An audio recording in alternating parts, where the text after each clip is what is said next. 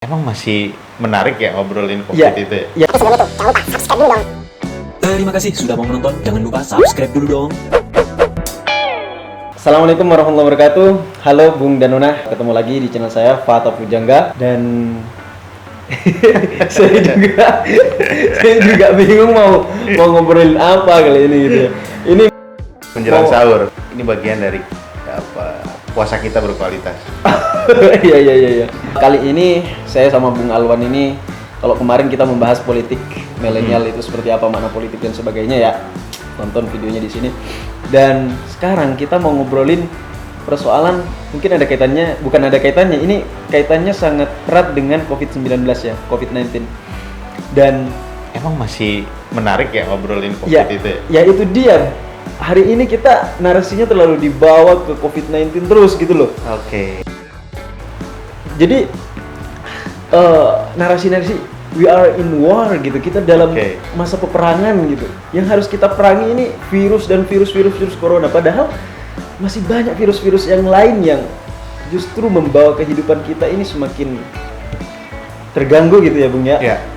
Dalam konteks ini COVID-19 ini berdampak terhadap pelemahan demokrasi karena dijadikan kesempatan Iya. virus 19 ini.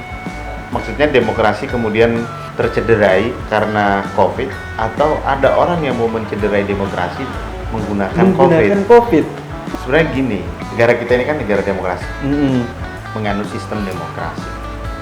COVID ini tidak hanya menyerang negara kita saja, semua negara dengan beragam sistem. dengan beragam sistem.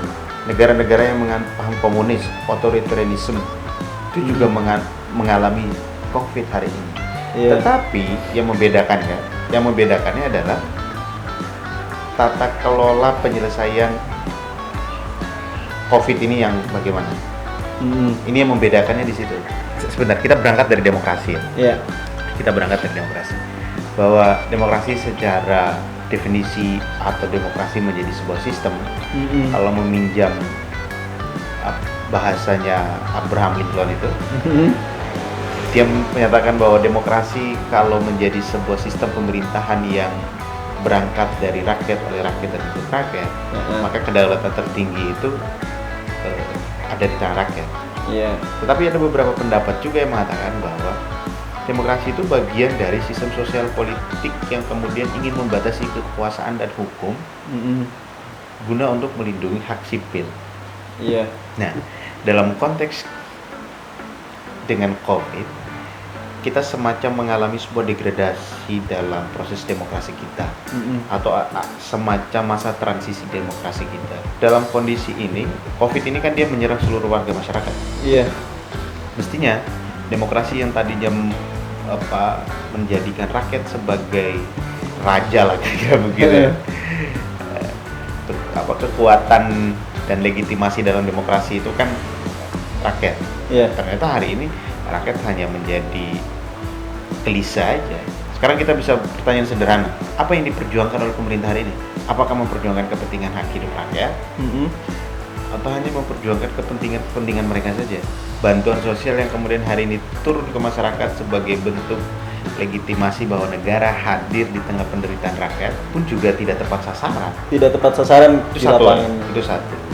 Kedua, akurasi data yang dimiliki pun juga masih dipertanyakan. Berapa daerah atau berapa desa yang memang masyarakat ekonomi lemah yang berhak mendapatkan bansos tersebut pun juga masih debatable aja. Yang lebih miris lagi adalah bantuan sosial yang mestinya itu adalah hak masyarakat, hak rakyat, justru malah kemudian dipolitisasi saja oleh para penguasa ini. Jadi agak aneh aja. Menurut saya Politisasi maksudnya mestinya bulan puasa orang mau beramal, memanfaatkan bahwa itu bukan haknya dia, tapi seakan-akan bahwa itu hasil pemberian dia. Contoh misal, ini konteks administrasi negara kita yang bobrok, atau relasi pusat dan daerah kita yang koordinasinya tidak baik.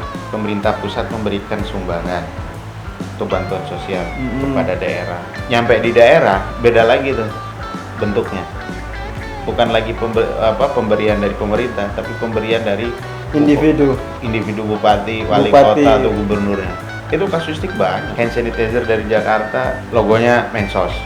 Sampai daerah gambarnya udah bupati. Di mana aja itu bisa terjadi, Bung? Itu di mana aja bisa terjadi.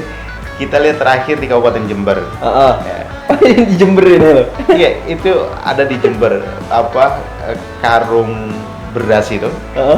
Itu kemudian dicetak foto bupatinya. Oh gitu. Di karung beras itu ada foto bupati. Terakhir kemarin di Karawang. Oh iya, di Karawang. Ada foto bupati. Jadi itu semua bantuan dari pemerintah pusat. Iya, itu bantuan dari pemerintah pusat.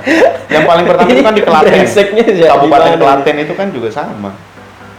Hand sanitizer-nya, fotonya, bantuannya ada foto bupati. Di beberapa daerah lain seperti di Kabupaten Ogan Hilir misalnya, pun juga prakteknya sama.